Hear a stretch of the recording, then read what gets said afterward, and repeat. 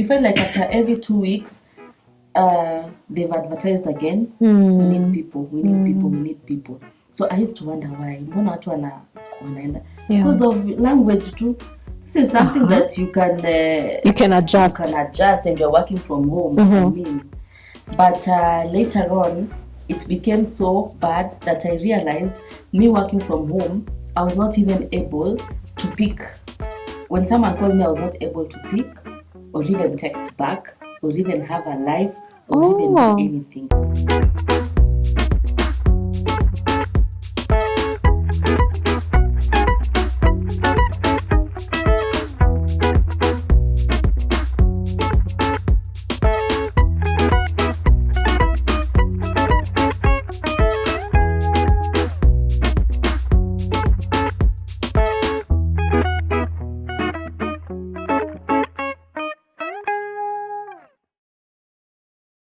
Hi guys, and a very warm welcome to Shared Moments with Justus. My name is Lily, and today we've got a very interesting topic. It's hush hush. We are often afraid of just saying it when we're going through a difficult time in our workplace. So we're going to talk about mental health within the workplace. Are you in a toxic work environment? This is the show for you. Are you an employer? This is also a show for you, because you might not even be aware that the environment you have created is hurting someone. So this is going to be a very eye-opening show. We are full house. I'm really looking forward to it. To my immediate right is Selah, Jerusha, looking all glammed up and pretty. Mom of one. You're a clinical nutritionist. Karibu sana. Thank you so much. What's your story? You have two angles. First, you have an experience, but also being a nutritionist. I can't wait to ask you questions about what should I drink or eat to manage my emotions. Yeah, so just tell us a little about yourself. Okay, so my name is Selah Jerusha. I'm a clinical nutritionist by profession, a mother of one, as you've heard, and I'm bubbly. I love life. Yeah. You know, you can tell, right? And very funny, guys. You have to make us laugh. Funny. Make us laugh. Imagine my family think I'm not funny. Really? So I'm funny. Yeah. Go tell them. And our show next week. Yes. Stand-up comedy. You actually left a difficult work environment. You lived to tell the story. Yeah. And you didn't have a job to go to. At a time whereby I had nothing. It's not like I was leaving this place to a better place. No. Okay. So you'll be telling us more about that. I can't wait to hear. Even more bubbly personalities with us today. You're an author, and you're going to be telling us about yourself. Kellen Waithera. We can call you Kelly, right? Yes. Yeah. Okay. You have lived your whole life up to now with ADHD. Yes. When did you discover that you had ADHD? When I was 36 years old, which quite 2.5 decades. Yeah. Yes. Okay. And that's led me to losing many jobs because ADHD affects your executive functioning, which is mostly what makes us perform well at work. And employers are not really employers who are not knowledgeable about mental health. You'll find that they're not very gracious, or they're not keen to know what are you good at, so they leverage on it. Yeah. So I have also experienced what it means to be in a workplace environment that has little to no understanding about mental health. And that makes me feel like, even if it's not toxic per se, it's toxic to you. Yes. Specifically, isn't it? Because the stigma is a lot. Yeah. Kelly, I was just imagining what the narrative would be. Like, Kellen is weird. Anakwanga weird. She's weird. She forgets everything. She's late to everywhere. And, you know, she's weird, you know, like, we don't want people like you here. Yet, you know, inside yourself, you do have very many superpowers. And I call them superpowers because many ADHD people, they're very high performing in the things that they are good at. So I didn't have much of that opportunity of being given a chance to do what I'm good at, or to shine at the things that I can do. it was hyper highlighted what I can't do, so I lost many jobs. Okay, we're going to talk more about that. And then finally, we get to Alexander Kinyanjui. You are a clinical psychologist. He works with PsychX, which is an organization that is doing a lot to help people in just giving people therapy and self-awareness. And you also work with the Ministry of Health, isn't it? Yeah. So in relation to our topic today, you can just tell us a little bit about yourself, your journey, your work. How does that feed into this workplace environment thing? A lot, actually. On a personal level, I've also struggled. Oh. Yeah. And I think I'll just share that as we continue. And I got to learn that you cannot change the whole system, especially earlier on in my career. So I needed also to learn what can I do for myself so that I can also adapt. And of course, the stiffness in terms of employability in Kenya and the way that we work and function is really very rigid. And it's only now that we are even having CBC that you can see even kids are more open-minded.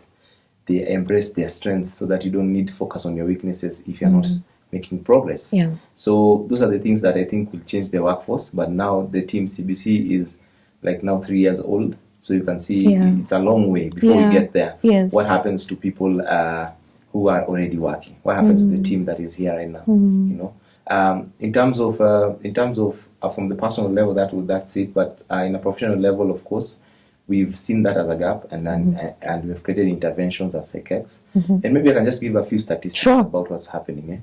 We lose $1 trillion US dollars every year in productivity due to mental health conditions at the workplace. And in Kenya or globally, yeah. And then 478 million people suffer from mental health conditions at the workplace, and 5.3 of them are in Kenya. 5.3. So you can see it's a big challenge, but something that we sweep under the rug because it's about numbers. Yeah. And now we're going to highlight on how we saw that gap and that opportunity as a CX also to create methods which are automated, because a lot of things that come with employers is stigma. Yeah. So they want to stigmatize. I cannot come and tell you. You know, before when we were starting to face the pandemic of HIV, there was a form that you had to sign if you had HIV. You can imagine the early 90s.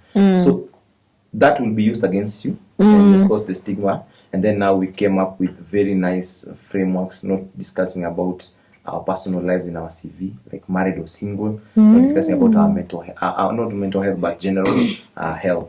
So we're also looking towards how can we also make sure that the human resource department does not interfere with my personal life. And any mental health condition, whether it's generated from the workplace or born with it, are not supposed to be discussed. And if it's discussed, maybe a professional is there supporting, and that's the angle we're going to look at. We've been doing this discussion, and after I hear the beautiful stories that I know ladies are here to give us. You've teased your story. I really want to get into it, but I'll just confuse my enemies and go to you. Go to Selah's story. Beautiful stories. Well, there is beauty, I think, in sharing and opening up. So you leave your job? So actually, this is what happened. It was during Corona, I think 2019 or so. And, you know, in Kenya, nutrition is not really appreciated compared to other countries. You go to a hospital, you only find 1 or 2 nutritionists. Yeah. But each year, we have so many people, so many students who graduate nutrition. Yes. So it was really hard. And I was like, I can do something else, you know. I don't really have to focus on nutrition. I mean, let me do something else. So a friend of mine connected me to a certain job, and she tells me, Selah, I think you can do this. It was more of customer service, customer service an associate. So she was like, this is something you can do. You just apply. Yeah. I applied, and voila, I was called for an interview. That was so fast, you know. I don't know if it's a red flag. No, everything. I know. Sitting on a red couch. I know. Oh gosh, let me just say, it does feel like nowadays everything should be a red flag. It's like you're never quite sure. Even me sitting here. Is it a red flag? So I applied like on a Monday. That's just an example. I applied like on a Monday, and the next day I got an email to go for an interview. I was like, but from the requirements, they needed someone who has done business, degree in business, graduate with upper class, Yeah. Oh. Yeah, first class upper. Honors, yeah. Okay. Mimi, I did nutrition. Of course, niligraduate na hiyo ingine, but I did. Oh, you did? Yeah. Kwani unakanyagia, you got a first class? A second class. Oh, okay. So I was called for an interview, and I went for the interview. We were so many. So I was just like, Hapa, there's nothing. I'm sure all these people here, they've done business courses. Yeah. So I was the only one mwenye nilikuwa nimefanya nutrition. But I was like, anyway, let's see. There's no harm in trying. So I did the interview, and they told us they're going to communicate the next day. It's like, okay. So the interview was okay. The next day, actually, I was even telling my brother, I was like, akiwa atanichukua kweli. Like, yeah, let's wait and see. In the morning, I get a call. Am I talking to, the way they pretend like they don't know who they are talking to. Right. Am I talking to science? I'm like, yeah. So how was the interview? No, they're playing with my mind, so I also want to play with their mind. How was the interview? I'm like, it was tough. It wasn't tough. It was tough. Okay. Guess what? You've been, you're going to join us. I'm like, oh, really? I was really, really shocked and surprised, but I was also happy. I'm like, okay. Because we were around 30-something people, and they needed around 10 people. So I'm like, okay. So are you able to start tomorrow? I'm like, tomorrow. That time, there was no movement, corona and all that. But I think they had a way of how they were going to do it. I'm like, okay. So they sent me an email, blah, blah, blah. Let me fast forward. They told us we'll be working from home, but we have to go for training. Okay. The training was to take just a week, and then now we work from home. So I start the training. First red flag. You're like, yeah. What's the... We were all ladies. There was no any guy. The whole organization. Oh. The whole organization. Only ladies. From CEO, HR, supervisors, cook, whoever. The only male person there was, I think, the gate man. And maybe I used to fear for him, like, Akiwisa tataniwa kwe, something else, Yeah. So that was... Maybe they turn men into women here. I don't know. So I think, okay, right now, then that was not a red flag. I was like, madam peke yake. Okay, I've never seen this. Sisterhood, yay! It's gonna be fun, So the training was okay. There was nothing really suspicious or anything, something to show that this is not an environment that you can work in. So first, the HR tells us, I know you guys are shocked, right? Huh? You're all ladies, huh? You're all ladies. I'm like, yeah, we are shocked. And trying to justify why it's all ladies, because the kind of work we were doing, men cannot... men are kind of swayed. I don't want to go deep into the details. Go deep. I go deep. Yes. Well, it was just a customer service. But we were working the shifts. So they were saying ladies are good at multitasking. When a man akikaa kwa computer, anakaa haizi concentrate. Because the kind of work we were doing needed concentration. That is what we were told. Yes. So the training was okay. And I was like, we're working from home and shifts. Perfect. 3. I mean, this is easy. Hey, anye Mungu halali. And the pay? Okay. But like, if we're working from home, I mean, and I'm not busy, it's okay. There's nothing. I'm not gonna lose anything. I thought working from home is easy, my friend. The first day of me working from home, we used to have meetings, online meetings, Zoom meetings.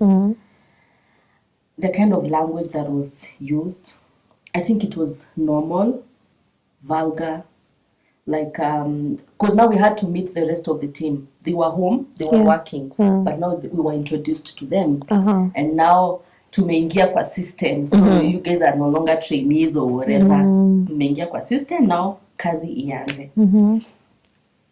And first shift was from 6 to around 1 to 11 to asubuhi. So me, I never really had a problem with that. But then the first week kwa hiyo kazi, the kind of language that was being used, for me it was a shock, but I think the rest of the people, it was normal. Like your boss or your supervisor can't talk to you without maybe using an F word or cursing for something to be done. They have to use some words, which the rest are okay. It's you who is... They find... I don't know if it was only me. The rest are okay. But what really made me like... I was like, there's something wrong, because each day, like each week, there are people, they could tell us, oh, so-and-so has left, so-and-so has left. So after, you felt like after every 2 weeks, they've advertised again, we need people, we need people, we need people. So I used to wonder why, mbona watu wanaenda? Because of language too. This is something that you can adjust. You can adjust, and you're working from home, I mean. But later on, it became so bad that I realized, me working from home, I was not even able to pick. When someone called me, I was not able to pick, or even text back, or even have a live, or even do anything. As much as it is 6 to 1, my friend, when you start working, you can't stand and do anything. You know, someone would be like, so lazima tu laptop na unaenda you cannot. Why not?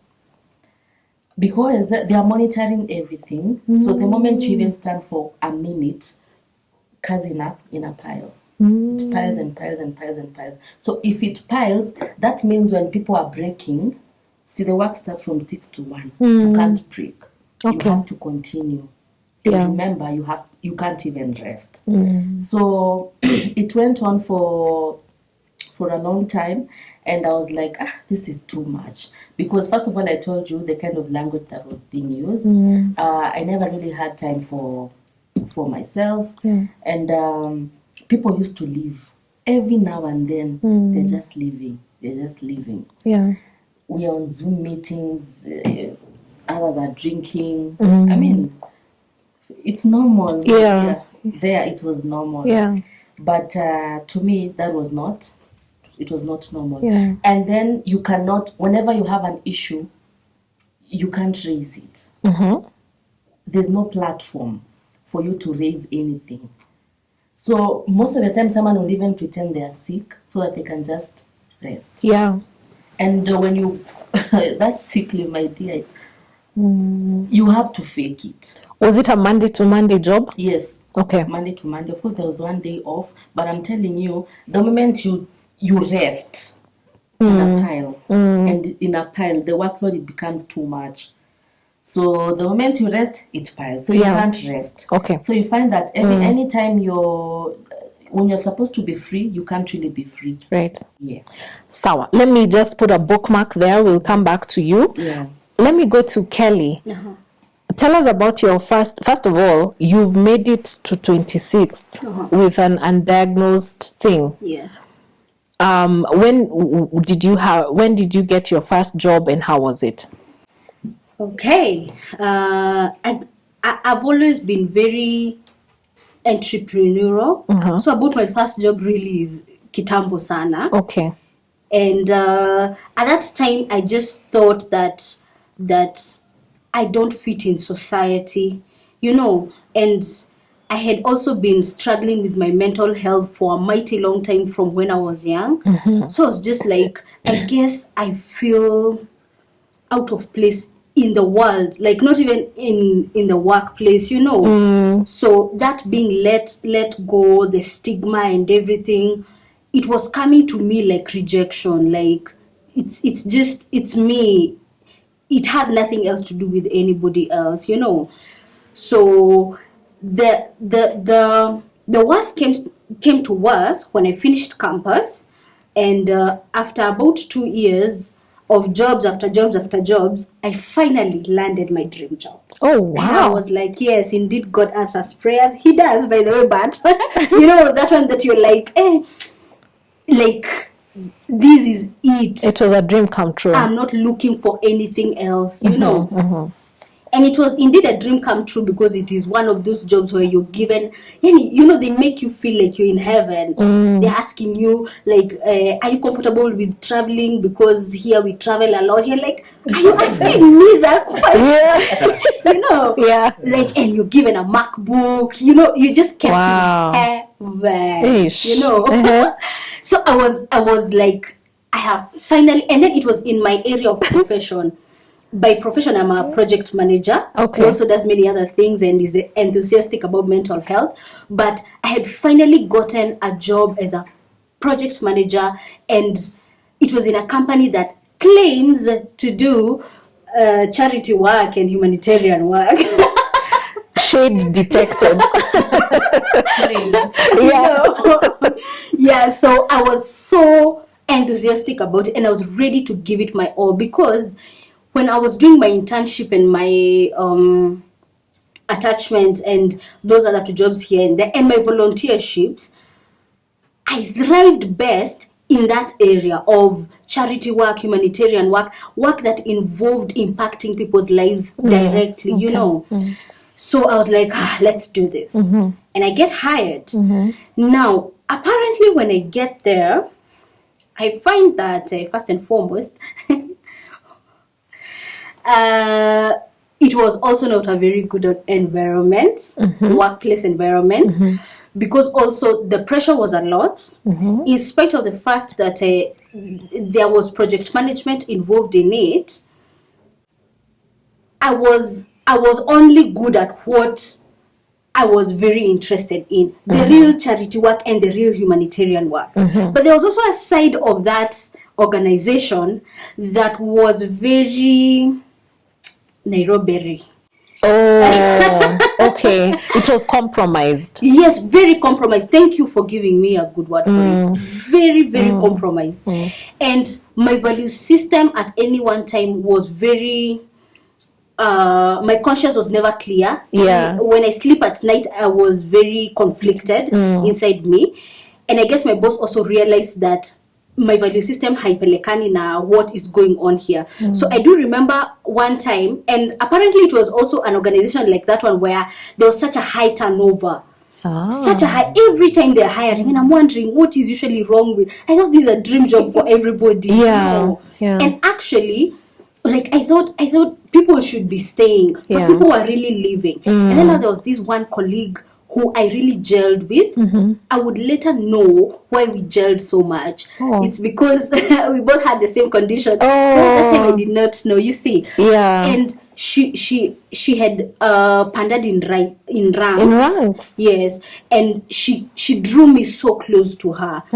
And we would share a lot, and she would complain to me a lot. And often she would ask me, how do you view this aspect of this? And I would confide in her that I don't know why I'm not being able to fit in, yet I know I'm so good at what I was hired to do. Kumbe, I had a problem with executive functioning such that in those areas that I have no interest in, like those compromise side of it, there is nothing within me that was being able to gather enough motivation to do what I was told to do. Okay. And you see, with ADHD, our memory or our brain is stimulant driven. I need a good why. I need to be fully convinced why you want me to do this. So when I have the slightest doubt, my motivation is zero. For a normal person, the motivation, they're able to regulate, they're able to reason with themselves that let's just do it because it's work. Yeah. For someone who has ADHD, it is either 0 or 100. Oh, okay. So in the things that I'm good at, like training, I would perform like 100, you know.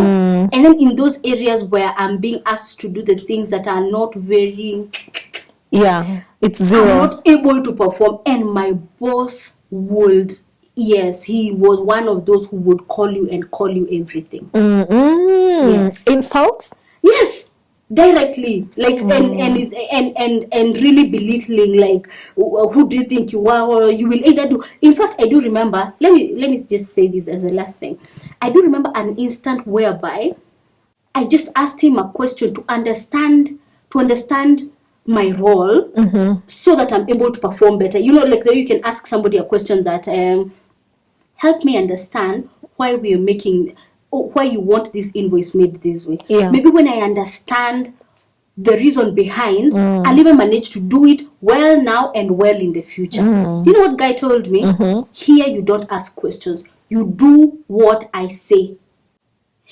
And I was like, wow. Okay. Yeah. Shortly after, my mental health definitely was going downhill, because now this is not an environment where you talk. This is not an environment where you ask questions. And this is a very toxic environment, especially because it has a very large compromise side of it, and you're being asked to do it without asking a question, you know.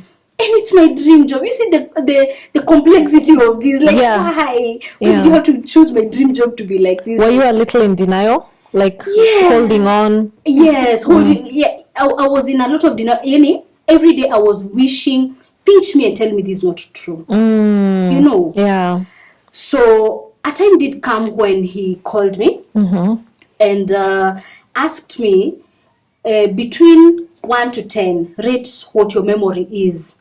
And because I did not want to lose my job, and I knew that with my ADHD memory, oh my God, I said 7. I said 7, and he lectured me for a while. And among the things he was saying is that you look like you don't want this job. If you wanted it, you would not have forgotten this and that and this and that, you know. And it was very difficult for me to explain to him the reason why I struggle with my memory. Remember, it is one of my executive functions. So at that time, you don't know that you have ADHD? I only know through research. Okay. I don't know through diagnosis. Okay. You see, I would very shortly later. In fact, it is after I left, it is after I lost my dream job. Were you fired? I was actually fired. And this is how I was fired. You see, after lecturing me for that long time, and after having that conversation for a short while, I had already realized that he's not going to let me explain myself or anything. He's not even going to let me, he does not care about what I have to say. He ended the conversation by saying on Saturday, and that was on a Tuesday, on Saturday we are going to hire somebody to replace you. So please, on Friday morning, let's have a conversation about the direction that your job is going to take. I don't even know how he expected me to stay 1 more minute. I just waited for him to leave the office. I packed everything, left all the glam, all my dreams on that desk. Oh. Can I jump to Alex? Yes, you can. And then we get back to you. Yeah. Why are people insulting one another? Why can't they just not make their point? You know where I'm coming from. Yeah. Why not give you notice if I've decided to let you go? Why the need to curse in the office? Where does that come from? So one, lack of being professional, or professionalism. So meaning that people tend to be somewhere for a very long time, and then tend to now start degrading the work environment. Yeah. Because now from her example, I'm getting a lot of extremely high people and then extremely low. You mentioned about salary and she laughed. Oh yeah, she was like, don't even touch that. Don't even touch. Yeah. Don't even think of it right now. Yeah. Exactly. And you can see, for such organizations which are well networked but they offer low wages, what happens is there's no in between. It's either very high or very low. Oh. So how do I view you when I'm getting 20, 25 times what you get? So that means you have to work for 2.5 years to get my 1 month salary. Yeah. So how, those things, you can just pick these things up. And when she started picking the red flags, she was, creating her own continent. Yeah. Flags. Yeah. One of those countries had, and she picked it up. Like, people are vulgar, but for the money, I'll ignore. Yeah. So the next new person who will want her as a mentor, like, it's always like this. Oh. So you see, now we pass on the culture. Normalizing it and the bad culture. And high turnover also means we don't want you to grow. Because according to the laws, labor laws, you stay somewhere for like around 3 years, you need to be moving up to the next. So I don't want you to be here for like 3 years. I want you to be here with that enthusiasm and excitement of getting a job, work for me for less than a year. Yeah. You give me productivity, you leave, another you comes along. So that's something I've been experiencing a lot in terms of employers and our workforce. And for her case, it's the lack of. There are two things you can do. This is not even from an employee versus employee something, just as a human being. If I'm challenged and I'm not taking the challenge as a challenge, I'm taking it as a threat. There are only two ways to perceive this. Yeah. It's like the fight or flight. Yeah. I see a dog and it wants to bite me. I either run or go and fight with it. So there's no in between. Yeah. So the rush that came from her, she's excited. This is a dream job, and she's, when you have your dream job, you know what you want to do. Make the dream a reality. Yes. So I've joined the biggest multinational in the world. Yeah. So when I get there, I want to be so impactful that I might be placed in a poster somewhere. Yeah. I'll be posted by the company. Yeah. Or I'll even make an innovation. Like the project she's managing. This project will be known worldwide. Yes. Or even known around. People know that. Yeah. I was the project manager, and you see now she's coming with a lot of not only expectation but energy and drive to make a mark and impact in that field that she's in. The problem now is when people are doing shady things, as she mentioned, procedure and proper guidelines are not wanted. So when they're doing the interview with the energy, they want the energy, but they don't want the integrity. Yes. So you come with your energy minus your integrity. They want to nitpick you. Yes. They want this from you, but keep that. And they're used to maybe the previous person from the same office, the person compromised. Yeah. And you came, people can do this for money. So why not? So with the expectation that she'll get that, she'll get that environment that people are honest, because big companies of course give us that image. And sometimes it's not their fault. Maybe the executives, the people who run the company, they don't know the dealings maybe that happen. Okay. So like from her case, you can see how the employer was really looking forward to letting her go. Yeah. And letting her go in a way that hurts her. Yeah. So that you receive. That's a thing. Have you been able to wrap your mind around why there are people in authority who feel like in addition to employing you, they need to hurt you? Where does that come from? Is it something they are struggling with? Are they psychotic? I just remembered something. Yeah. We were working from home, so we never used to meet. We could just call each other. Ama text Akilo ameongeaje, Akilo tumetusiwa, but yellow iko sana. Oh. So then, so we will talk like that. So someone will be like, but so they'll mention the manager. But imagine, nona akikupenda. Imagine ni hivyo. And was it true though? Did you see people that she favored? People of her class. Oh, and could it be that there were people she would raise from the bottom? Not really raising, but people who would bow, you know, to her. Okay. You know. So someone would be like, imagine that's how she is, but akikupenda, imagine ni hivyo. So I'm like, tena nimekuja kupendwa. Yes. You know, you need to work, but also you need to Gain their favor. suck up. Yeah. Yes, Yeah. exactly. I want you to talk about, just to fast pace it a bit, the moment when you decided to leave. What surrounded that moment? I used to be, I had that feeling like every day. But then at the back of the mind, I was like, well, I need to pay this, I need to do this, I need to do this. And I'm a very vocal person. So at times I would feel like I'm the only one, just 2 or 3 of us tuna complain. The rest seem okay. I mean, kuambiwa tu whatever, F up. Hiyo tu ni kitu ya kufanya ulie. Uko petty.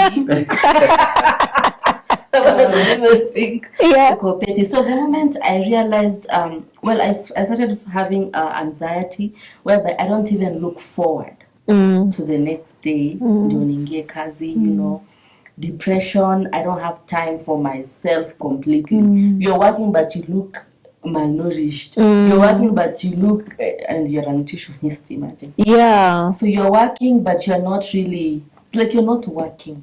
And someone will be like, yo, you're working from home. It job. sounds like a dream job. But remember, every time people are leaving, so I used to wonder. And some of these people who are leaving, they were, sometimes I work up for like 5 years, 6 years. Me, I was just there for like 3 months, and I'm like, hey, someone worked here for all those years, and now they've left. Even those we came with, there's a lady who didn't even akukata wikimbili. She knew her rights. I thought I knew my rights. She knew her rights, and she left. So the moment I started having anxiety, depression, I was stressed. I was like, apana. I can't do this. Because when you try to raise something, you are trying to reason with your supervisor. First of all, there's no room for conversation. Yeah. Because you're not supposed to have a conversation. It's either you work or ukanyage kubwa kubwa. So, and you chose to do that. And I chose to do How that. did you do it? My friend, in a very unprofessional way. The whole week, I wanted to leave. But I was like, nataka niwatese. You wanted to give them a taste of their medicine. Yeah, in a very professional way. So I just woke up in the morning. I logged in. Selah, why are you not working? Your work is, you're piling. You know, the normal whatever. I never responded. I just took my phone, wrote a very shitty email to HR.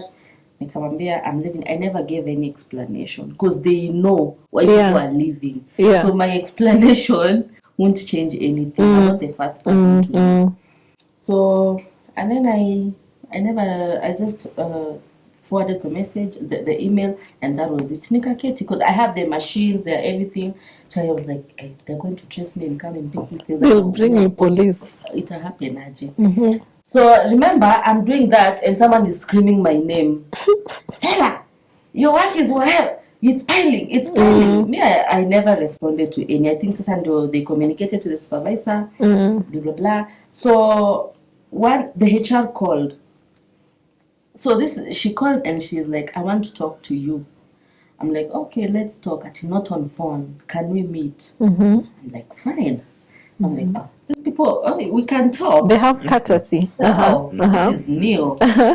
So I told her I'll come with the equipment because me resign without notice. So the next day I went to the office, and the manager was there, the field manager, you know, the HR was there, and these other supervisors. So we were there, and I was asked why I'm quitting. But then they were very nice, the way they were when we were during the interview. I was like, these are the same people I see on the screen, throwing words and all that. Selah, why do you want to leave? I never gave any reason because they know. Yeah. So I never gave any reason. So they asked me, do you know when you resign without notice, you owe us? I'm like, oh, I didn't know. Yeah, now you know. You owe us. I'm like, okay, I have your laptop and whatever. No, you owe us money. So they calculated, blah, blah, blah. I'm like, so how am I supposed to pay the money? They told me they have their lawyer. So many stories. Mi nilikuwa nawasikiza so many stories za jaba. There's nothing I'm going to do. So nikapeana laptop. So they still have my details and all that. They told me I owed them some money because I resigned without notice. And that means now they had to look for someone else, blah, blah, blah, which is a process. Yet people keep going. People keep leaving like every week. So I don't know how much money people owe them. Then. So I gave out everything. Maybe I went back home. I got an email the next day being reminded I owe the company. I was like, let them sue me. Come and buy, you know. So did they ever sue you? I still owe them. I still owe them. All right. Yeah. We'll come back to you. I really want to know how you then transitioned into the next part of your life. You see, the moment they tell you owe the company, you'll fear. Yeah. Let me just stay. You know? So you have to be bold. Yeah. And tell them, okay, you just tell me how much I owe the company. But what if they sue you? It's suing, please. Did you sign? Did you sign a contract? Yes, we did. Okay. But I never came across such a thing. Okay. Of course, I know you're not supposed to. You need to give notice. Yeah. But I never saw that. Whatever they were. Yeah. On the. Yeah. Okay. Yes. I've heard that from what both Kelly and Selah have shared is that when I'm leaving and I'm so injured, I want to slam the door on my way out.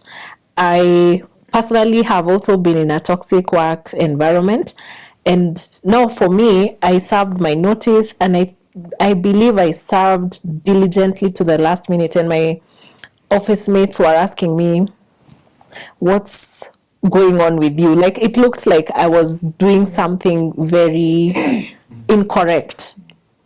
What would you make of that? Is there a need to live well? Is it allowed to? Because sometimes if you live well, it also looks like you endorsed what they did, or what they will continue to do to the people you leave behind. Yeah. In most cases, it's like a breakup. Yeah. So, yeah. Can I just add something? So me, I left with a lot of decorum, but they had sour grapes. They had sour grapes. They would like almost go around speaking ill of me, and they created a very bad narrative of me. And now, like, even when I was leaving, my immediate supervisor was very careful to do everything that would make me feel bad, to the extent that my workmates would come and tell me, I'm so sorry what you're going through, you don't deserve it, blah blah blah.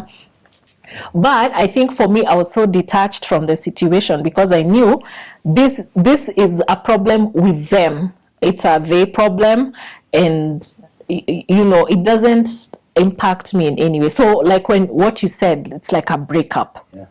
Continue. Yeah. And in most cases you find if I'm breaking up with you and I'm so calm about it, you are so worried. You're not even feeling bad of leaving me. Yeah. Did you have someone else lined up? You see, so for you, the way you are living, and I'm a supervisor, I feel like you already landed another job. Yeah. Be a better one. So I don't know where with your next step, because you're not showing me emotion. You're not showing me reactions to you losing your job. So it doesn't look like you're losing. It looks like you're winning, of which it's true. Because if you're living in a toxic environment, you're actually winning for your own personal benefit. But financially, I don't know. We'll talk about that as well. And when the weight of your personal peace outweighs the financial comfort that your job brings, that's when you know it's about time. Yeah. And you look at the way she also left. She wrote an email which was it's like a breakup. Yeah. And the ones who are asking you, why are you leaving, or ABCD, as she said, they're not coming from a point of care. They're coming from a point of protection. How will I protect myself if you say you got injured at work? You go So I want to know, so that in case something is coming my way, my lawyer is armed. Exactly. Yeah.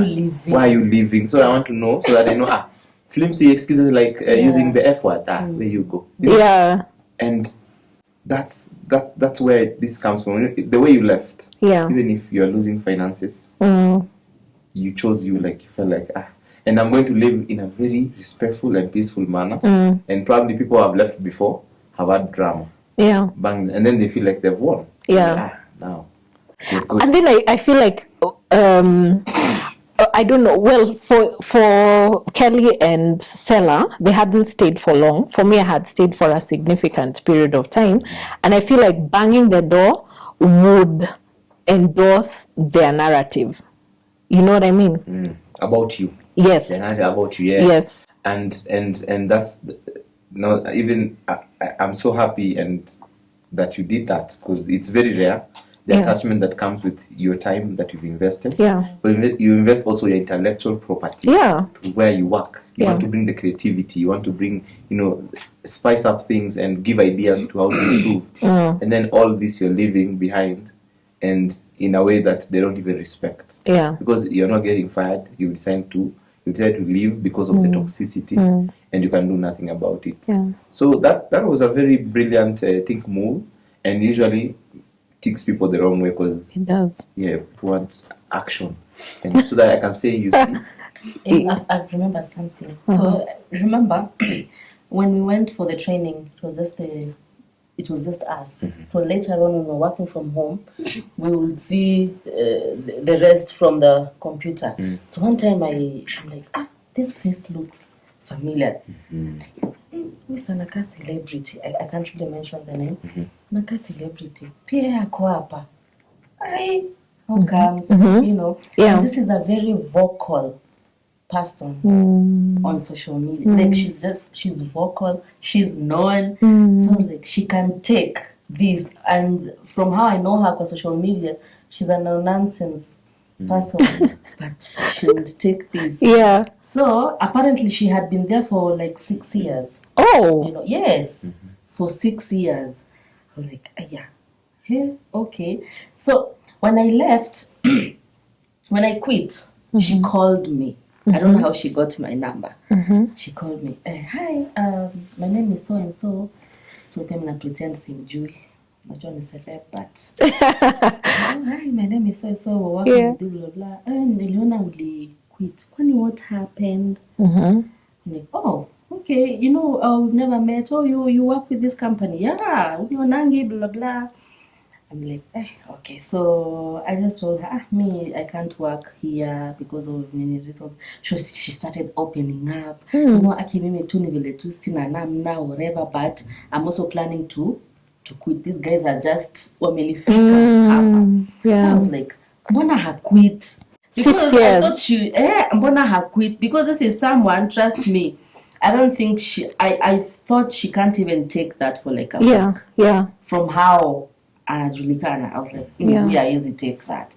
But for 6 years, so I met her last year. Was it last year? Yeah, last year, but at a certain event, she's like, Selah, niliquit ile job. Finally. Yeah. Really? Ati, niliquit. Watu wameenda, watu walitoka kabisa. Okay. I think you'll answer that question, because I also saw it. There are different people. Where I was, the story I'm referring to, there are people who would come and leave the next day. And then some would stay for a week, but there are others who have been there since the inception of the company. So it seems like we have different elasticity to take in toxicity, but we wanted to talk about anxiety. Yeah, so, she had mentioned that when she was working at her at the place where she was working, her rate of anxiety and depression was like really high. Yeah. And it reminded me of now that dream job of mine. Yeah. When boss was around, I couldn't even breathe. Yani, I couldn't work. You know, sometimes people think an anxiety attack is just feeling worried. Uh-huh. Anxiety attack is you're shaking, you're sweating, your heart rate is so high. Yani tu hata tu kuambiwa na HR that mzaya anakaa mleo. I couldn't function. And that tells you something about that person. Yeah. When they want to create or it tells you more about a toxic and work environment. Yeah. When they want to make you do whatever they want to do without you having to ask questions, they instill fear. Yes. They instill fear. Yes. When you fear them, as opposed to respect, they don't want you to respect, they want you to fear them so that you don't ask any questions. You just go by the flow, like adapting to this bad culture. This is how we do it here, you know. Yeah. And I guess that coming back to the elasticity, I think that's why some people are able to last longer than others, because they hold on nonetheless. But now for me, I'm more vulnerable mental health wise. Yes. So I do remember this one day when I had a task that I needed to do, and it was not a very good task to do. We will not talk more about that. Now I really want to talk about it. Oh my God, no, we will not. I don't want to get into trouble. Okay. You don't want to be made to do those things. Okay. Especially when it is an NGO, a charitable organization. Why can't you just impact people's lives and then, get what's yours and then let those people's lives be? That's what I had come there to do in the first place. Yeah. So I was really struggling. And then remember, I have ADHD, and I know that I have it. Nimebakisha tu kuenda kwa daktari niambie ni ukweli, Yeah. So I was really struggling with this task. And I was determined. I knew that if morning came and I had not done it, Mzai would call me and it would be something else. It would be insults and another lecture for So I decided that night to stay back in the office and work and try just like nitatoka hapa nikifanya hii kitu. But I'm telling you, I couldn't get myself to do it. And I remember when I realized 9 p.m. has come, I'm still in the office and I'm not being able to bring myself to do this thing because I know it's wrong, and oh my God, will I sleep with myself tonight, Yeah. So I just came out of there drowned in tears. Yani sasa anxiety was like level 1,000, Yeah. I was just like, what did I get myself into? Like, I thought this was supposed to be my dream job, Yeah. And plus, I'm afraid if boss comes kesho, I need my job because we were financially in a corner. And I remember coming out of that office, the way you cry nicely. My friend, I was drowned and I couldn't help myself. In fact, I was hyperventilating. You were ugly crying. And I remember entering into a Good Life pharmacy and just telling that person, don't tell me anything, don't ask me, don't mind me, just do you have any medicine that helps people who are like who are having a breakdown and who are just because I already knew a lot about mental health and everything. So, and I knew there are medications that usually help somebody when they are having a panic attack or an anxiety attack. Okay. The only thing I did not know is that you must have a prescription. I begged that person or that chemist, but everybody was just looking. I was just like, I have stuff to do. I can barely hold myself right now. Can you give me a pill that will calm me down? And he told me, I'm sorry. I think I even niliona huruma aliniangalia and I wish I would help you, but I cannot give you those meds without prescription. Yeah. So immediately my boss let me go. I was like, I'm going to a psychiatrist. Let me finally just have access to the help that I need when I'm in a situation like this. Yeah. And that's how I went to the psychiatrist now. And it was a long session, man, like 3 hours of being asked questions about everything. My growing up, my what. Assessments. You see, like one of those assessments, like the one that is in my book. I've placed one of them there. That's a short one. Oh, your book? Yes. Okay. I placed one of those assessments there. I guess you've seen it. Yeah. It's usually in DSM-5. Yes. But now they are usually the long ones. They are serious tests. Like, as he had mentioned, you don't just get diagnosed for ADHD.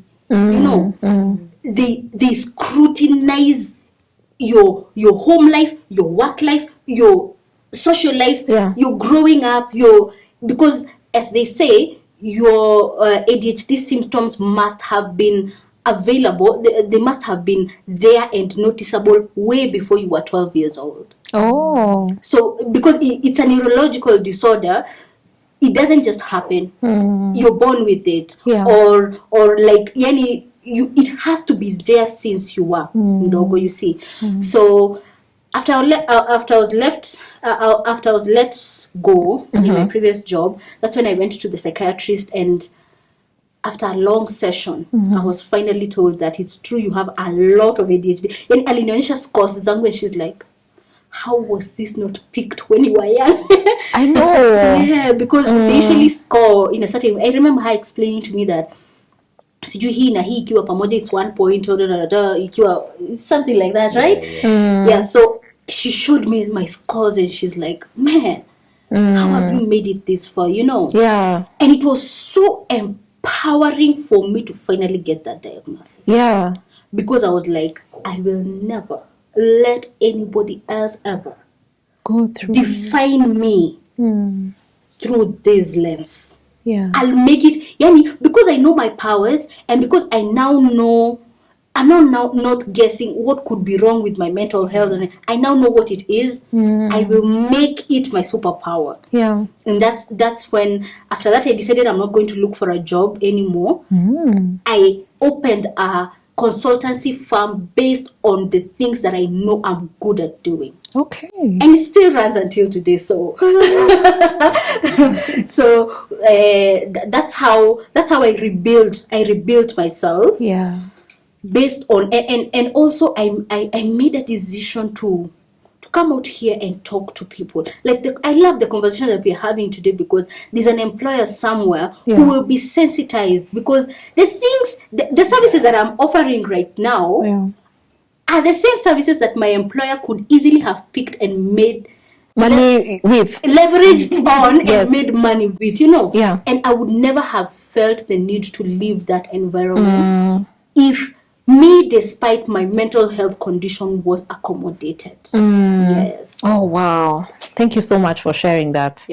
First, I'd like to touch on elasticity. And sometimes find people in the same toxic environment, but different timelines. Somebody is 6 years, one is 1 week, one day, the next day, they've left. There are those that thrive even and get to the top. Yeah. Yeah. And it depends on it depends on the absorption level, one. Exactly. Absorption level. How much can you store? We have different capacities. Yeah. And it's fine. It's fine. For some, they've detached. And I know some colleagues from the previous place where I used to work, and I'll just touch on that a little bit. They have detached their souls and hearts from the job. Yeah. So this is just numbers. Yeah. So it's only here. Yeah. So what happens is, such people thrive because they can actually have 2 or 3 things going on at the same time. And she's mentioned there was a celebrity, and maybe in her 6 years there, she got to grow maybe after the 2 years and started something, and then became a celebrity. Now what happens is, I'm looking for my base finances or capital. Yeah. So if this is my place of getting capital, you degrade me, it's okay. You call me what, it's okay. Yeah. But because the passion and the energy is set on a different goal.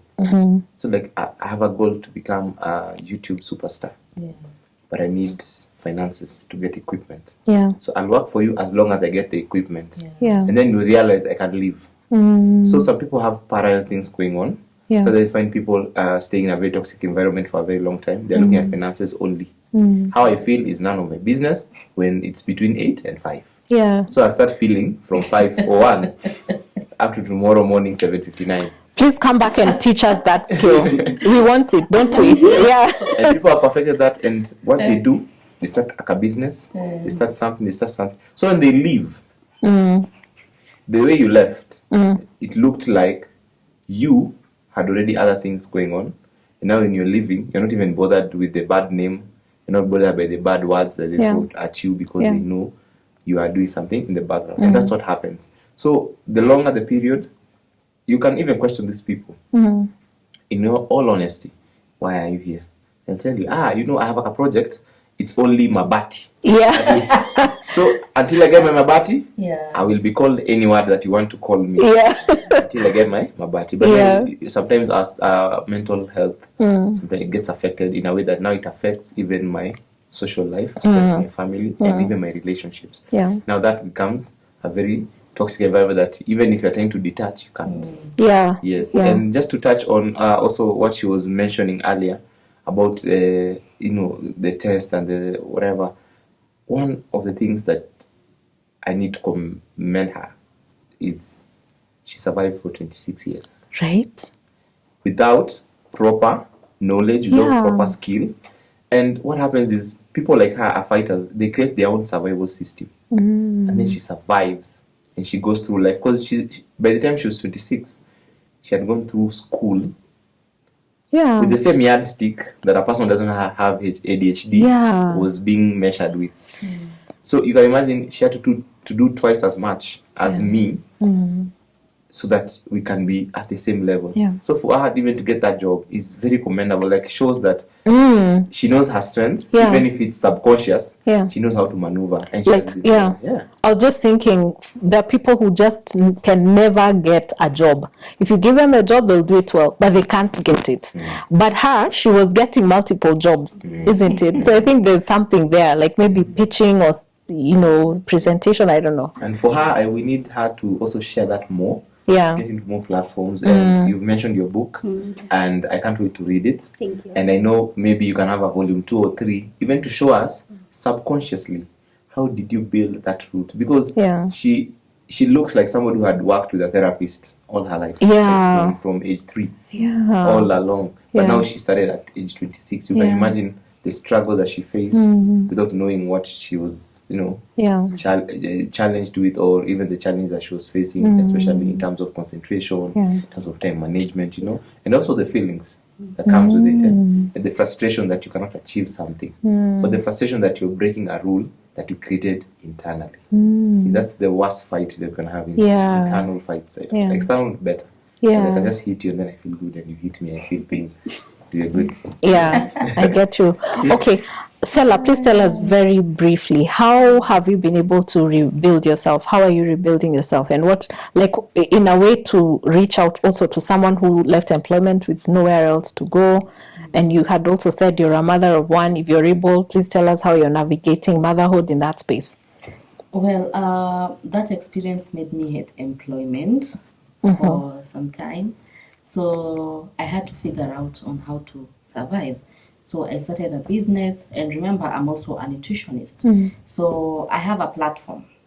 I also, even then, I had a platform, but then I could not be as active as I was before joining them because of the kind of environment I was in. So I have a channel. Okay, it's not okay. It was active. I am very active on social media. As Selah the nutritionist. I come up with diet plans. I do diet plans for anyone with lifestyle diseases, not necessarily lifestyle diseases, but even pregnant and lactating women, children under 5. So I'm very, very active in that, and I have clients.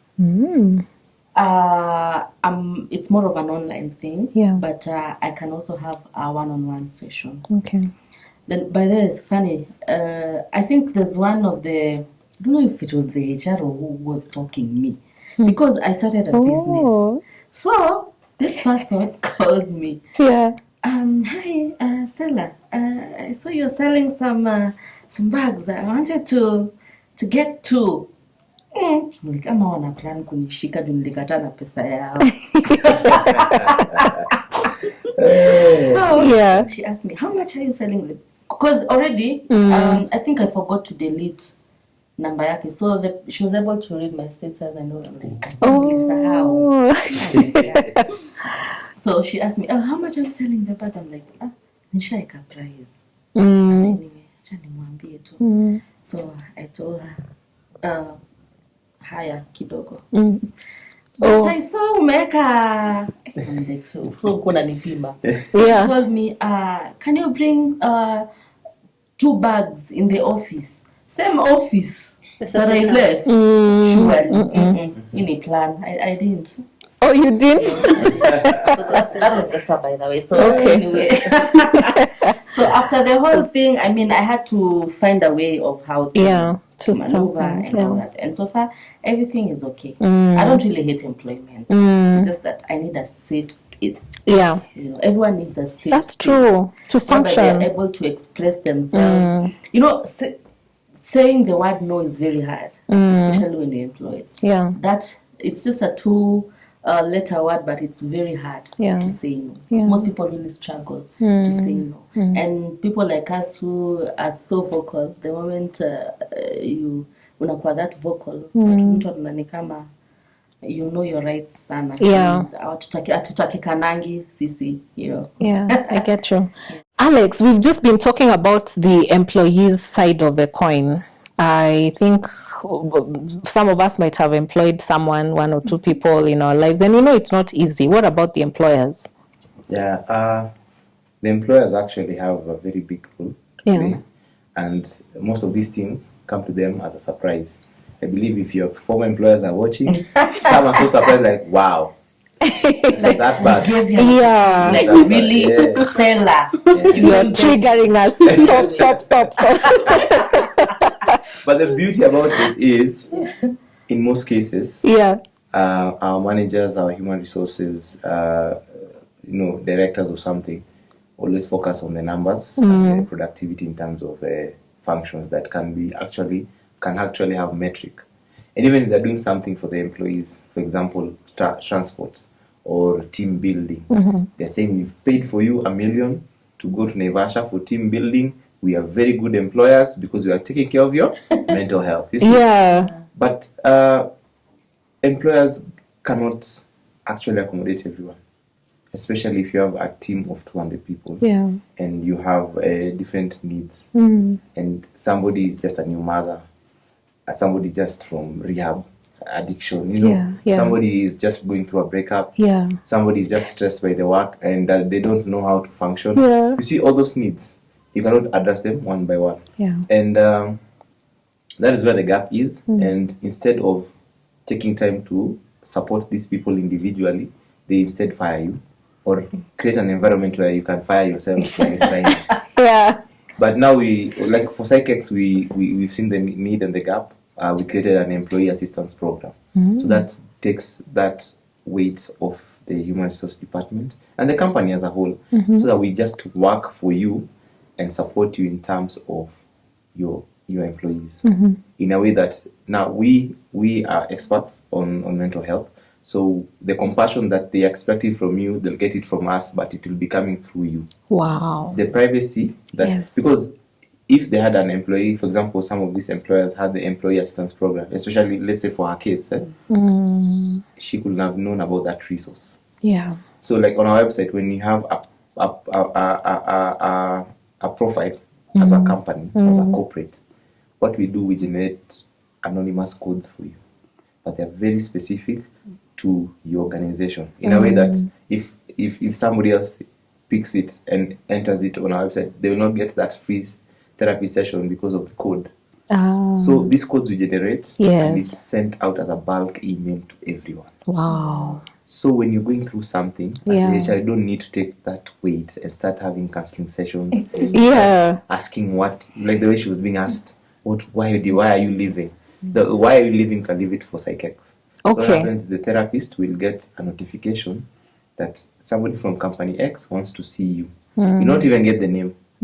So during therapy, of course the therapist will get the name and everything, and during the report it's written, some of your employees then we give you the full report. To give the full, like for her assessment. Yeah. Mzai could have just done Mzai. That word Mzai must be triggered. Comment down below if the word Mzai is triggering you. See, like for our situation, Mzai could have just given the employee assistance program. Yeah. So she just go on the website, get a psychiatrist from go for the assessment, then she'll be aware. So when she's starting to feel all these emotions and anxiety attacks, so you know the thing that she's doing on the side, which is now working very well. Yeah. Have been Mzai's, because they should still be there. Yeah, Mzai would be reaping the benefits. Yeah. And we're like, hey, they'll be praising, because when you work, who do they praise? Yeah. They praise the boss. The company. The boss is a good leader because people are innovative. And that's what we are offering. And for corporates that are watching this episode and companies and you're struggling, you can reach us on www.psychex.io or even email us at hello@psychex.io. When you email us, we can give you a trial, 1 month trial. For some of your staff, we can give you credits for free. And then you can also have, because monthly we have webinars for this package. We have webinars where now employees can join the training and just train on basic things, like she was having a panic attack and an anxiety attack. Breathing techniques. We just teach you the first aid, very fast, something quick that you can do when you're, or even your colleague is having something. Yes, how to help them. How to help them. So that's the package employee assistance program.